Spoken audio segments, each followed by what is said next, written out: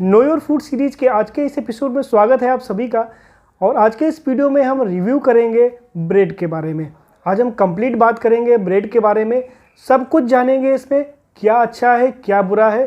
क्योंकि दोस्तों अगर बात करें तो पूरी दुनिया में ब्रेड को खाया जाता है और सैकड़ों सालों से इंसान ब्रेड को खा रहा है। और अपने देश की बात करें तो अपने देश में एक सिर्फ जो है मेनली जो है ब्रेकफास्ट में ही इसको खाया जाता है, लेकिन बहुत ही ज़्यादा संख्या में लोग इसको खाते हैं। तो ये जानना बहुत ही ज़रूरी हो जाता है कि आखिर ब्रेड में क्या अच्छा है, क्या इसके फ़ायदे हैं और क्या इसके नुकसान भी हैं क्या कुछ। क्योंकि भारत में बहुत सारी ऐसी फैमिलीज़ हैं जहाँ पे ब्रेड बहुत ही ज़्यादा मात्रा में खाई जाती है। तो दोस्तों इस वीडियो को आप पूरा देखिए क्योंकि इस वीडियो में आप बहुत कुछ सीखने वाले हैं।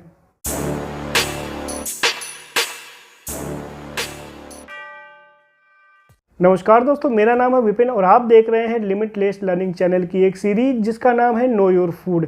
और नो योर फूड सीरीज के हर एक एपिसोड में हम बात करते हैं एक कोई फूड आइटम के बारे में। हम हर एक एपिसोड में एक नया फूड आइटम लेते हैं और उसके बारे में हम कंप्लीट डिटेल में बात करते हैं। उसके गुड एस्पेक्ट्स के बारे में बात करते हैं, उसके बैड एस्पेक्ट्स के बारे में बात करते हैं, मतलब उसके न्यूट्रिशन एंटी न्यूट्रिशन सब के बारे में कंप्लीट डिटेल में बात करते हैं। आज के इस वीडियो में मैंने लिया है ब्रेड को। ब्रेड की जब न्यूट्रिशन की बात आती है तो सबसे पहले हम लोग डिस्कस करते हैं इसके कार्बोहाइड्रेट के बारे में। कार्बोहाइड्रेट यानी कार्ब्स इसमें कितना पाया जाता है, क्योंकि ये एक कार्बोहाइड्रेट का ही एक अच्छा स्रोत होता है और इसमें प्रोटीन और फैट बहुत ही कम मात्रा में पाया जाता है। तो अगर एक स्लाइस लेते हैं ब्रेड की तो लगभग उसमें 70 कैलोरी ऊर्जा मिलती है, जो एक अच्छी मात्रा है।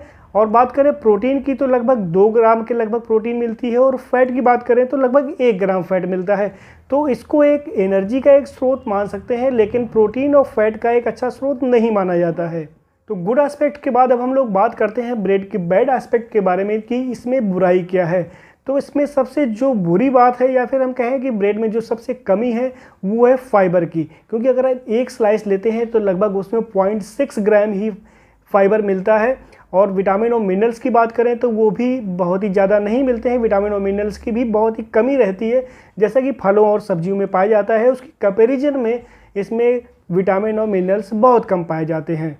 तो ब्रेड खाने से हम लोगों को एनर्जी अच्छी मात्रा में मिलती है, साथ ही साथ प्रोटीन और फैट बहुत ही थोड़ी मात्रा में मिलता है और साथ ही साथ विटामिन और मिनरल्स भी बहुत ही थोड़ी मात्रा में मिल जाते हैं। लेकिन यहाँ पे कमी क्या है, प्रॉब्लम क्या है? तो प्रॉब्लम बस एक ही है यहाँ पे कि यहाँ पे फाइबर जो है बहुत ही कम मात्रा में मिलता है, जो इस ब्रेड को काफ़ी जो है ये मान लीजिए न्यूट्रिशन के मामले में काफ़ी कमज़ोर बना देता है। फाइबर के कम होने से ब्रेड में क्या फ़र्क पड़ता है, क्या प्रॉब्लम आ जाती है, तो इस बात को आप ज़रूर जानिए, ज़रूर समझिए इस बात को, क्योंकि आपको ये ज़रूर जानना चाहिए। क्योंकि अगर आप ज़रा सा भी हेल्थ कॉन्शियस हैं तो इस बात को आप ज़रूर समझना चाहिए। आप जब रोज़ ब्रेड खाते हैं, एक अच्छी मात्रा में ब्रेड खाते हैं, तो क्या होता है कि ब्रेड जो है मैदे से बनी होती है और मैदा एक सिंपलेस्ट कार्बोहाइड्रेट होता है।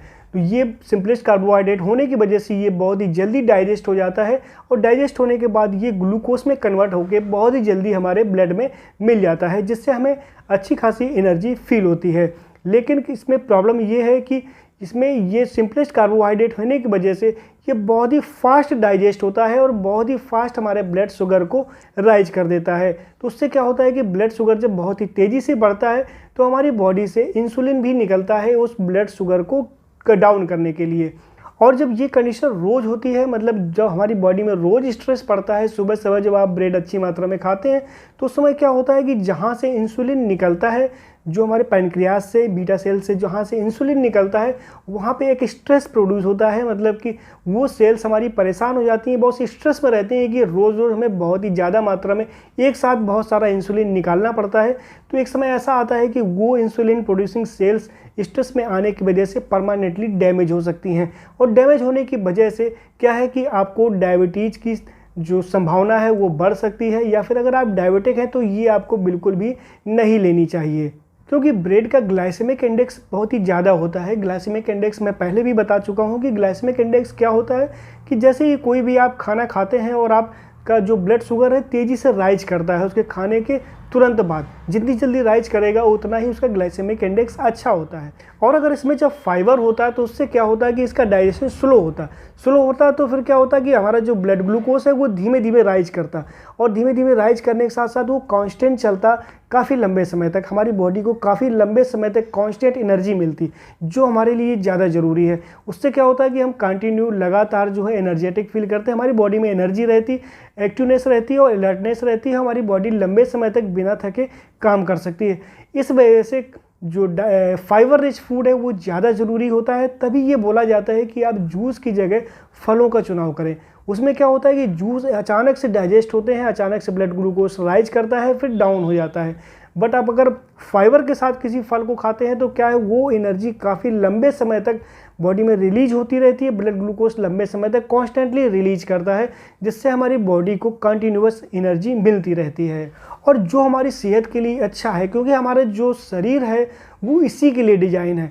हमारा शरीर जो है एक कॉम्प्लेक्स कार्बोहाइड्रेट के लिए डिज़ाइन है, जिससे हमें स्लो एनर्जी मिले और कंटिन्यूअस एनर्जी मिले। फिर इसके बाद मैं आपको एक डाइट सीक्रेट बताने वाला हूँ, जो आपको शायद नहीं पता होगा लेकिन आपको ज़रूर जानना चाहिए अगर आप हेल्थ कॉन्शियस हैं।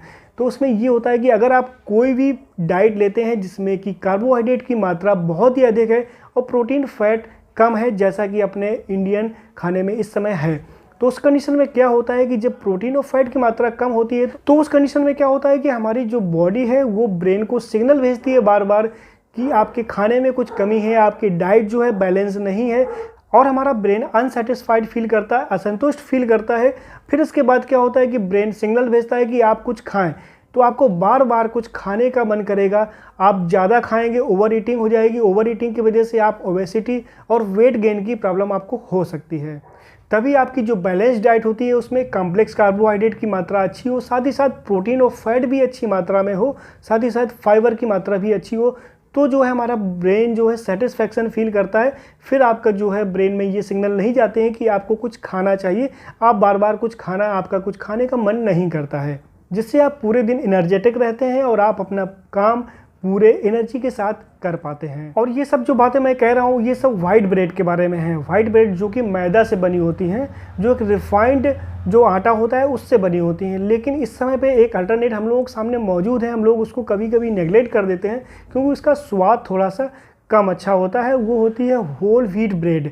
होल व्हीट ब्रेड इस समय पे काफ़ी पॉपुलर है, और ये कह लीजिए कि अगर ये वाइट ब्रेड की कंपैरिजन में ये ब्रेड बहुत ही ज़्यादा हेल्दी होती है, क्योंकि इसमें प्रोटीन की मात्रा अच्छी होती है, फैट और प्रोटीन कार्बोहाइड्रेट की मात्रा अच्छी होती है, साथ ही साथ इसमें जो है फाइबर भी अच्छी मात्रा में मिलता है वाइट ब्रेड की कंपैरिजन में, साथ ही साथ विटामिन और मिनरल्स में भी डिफरेंस होता है।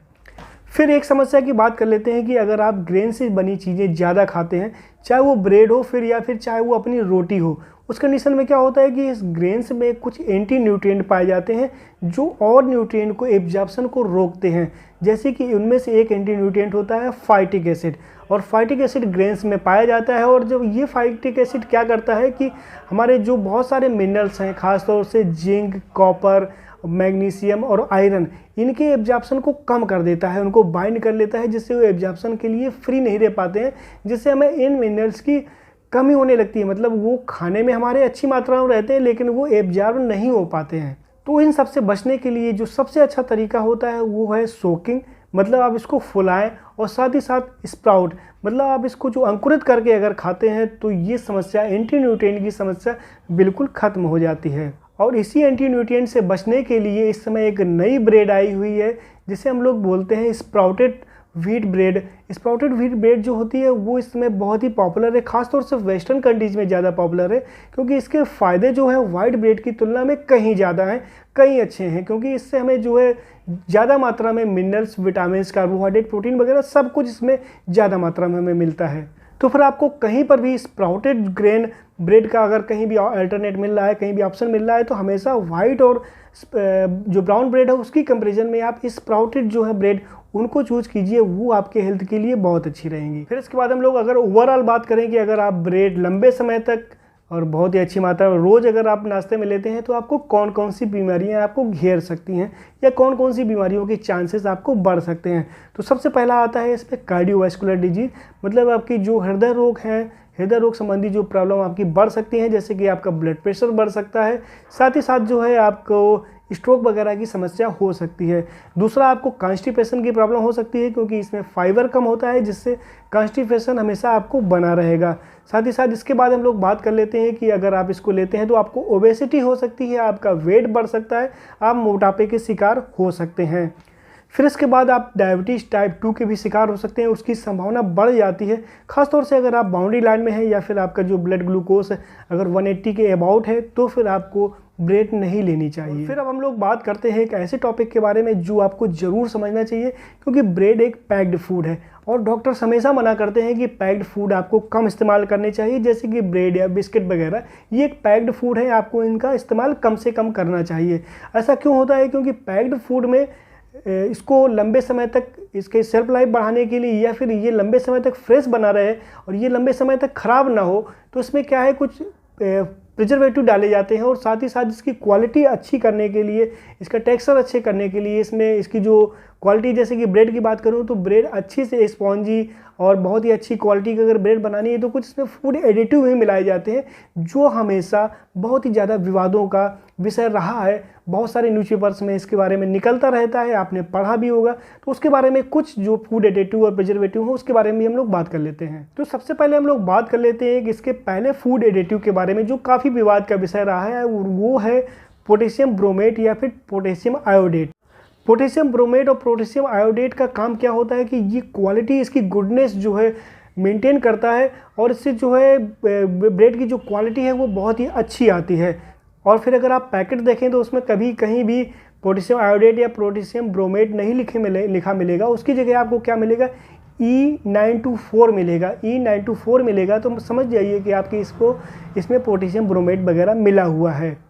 और इस फूड एडिटिव को लेके काफ़ी विवाद भी हुआ है। खासतौर से एक बार जो है मैं द हिंदू न्यूज़पेपर पढ़ रहा था, उसमें 16 सितंबर 2016 की बात है कि उन्होंने कंप्लीट निकाला था कि इसमें जो हेडिंग निकली थी वो ये थी कि the cancer causing chemical found in bread samples found in Delhi. ये हुआ था कि मतलब कि दिल्ली में कुछ इन्होंने सैंपल्स कलेक्ट किए थे जिसमें कि ब्रेड में बहुत सारे कार्सिनोजेनिक कंपाउंड्स मिले थे जिनसे कि कैंसर होता है। और खाली द हिंदू में नहीं, सारे लगभग जो है इंग्लिश और हिंदी न्यूज़पेपर हैं और लोकल न्यूज़पेपर हैं, सारे में ये खबर आई थी क्योंकि ये बहुत बड़ी न्यूज़ थी। और इस न्यूज़ के बाद क्या था, ब्रेड की जो बिक्री है इसकी सेल्स में बहुत ही ज़्यादा कमी आ गई थी। लेकिन हमारा देश है कुछ समय बाद सब कुछ भूल ही जाता है, तो कुछ महीने बाद फिर से वो सेल नॉर्मल हो गई। और उस समय लोग बात करने लगे थे कि ब्रेड में यार कार्सिनोजेनिक एजेंट पाए जाते हैं, मतलब इसको ब्रेड को खाने से कैंसर भी हो सकता है। लोग इस तरह की बातें करने लगे थे, लेकिन ये हुआ कि धीमे धीमे सब कुछ नॉर्मल हो गया। देश की जो फूड सेफ्टी एजेंसी है FSSAI, food safety standard authority of India जो है, उसने मना किया था, क्लियरली मना किया था कि ब्रेड में ये पोटेशियम ब्रोमेट या पोटेशियम आयोडेट को ना मिलाया जाए। और ये फूड एडिटिव बहुत सारे देशों में इनको जो है बैन है, वो वहाँ पे नहीं मिला सकते हैं। इसके अलावा एक WHO की संस्था है जिसको हम लोग बोलते हैं IARC, the international agency for research on cancer. उन्होंने भी जो है ये क्लियरली मेंशन किया था कि इसको ब्रेड में नहीं मिलाया जाना चाहिए और इस तरह की ब्रेड खाने से कैंसर हो सकता है। और ख़ासतौर से उन्होंने बताया था किडनी और थायराइड जैसे जो ट्यूमर्स हैं वो इससे डेवलप हो सकते हैं। इसके अलावा एक और फूड एडिटिव होता है जिसको हम लोग बोलते हैं ADA, मतलब होता है उसका एजोडाई कार्बोनामाइड। और इसको हम लोग E927 के जो है, अगर ब्रेड में कहीं भी होगा तो इसको E927 लिखा होगा वहाँ पे। और इस फूड एडिटिव से भी बहुत सारे ट्यूमर्स या कैंसर होने की संभावना बनी रहती है। फिर इसके बाद एक और प्रिजर्वेटिव होता है जिसको हम लोग BHA बोलते हैं, जिसका फुल फॉर्म होता है ब्यूटाइलेट हाइड्रोक्सी एनिसोल।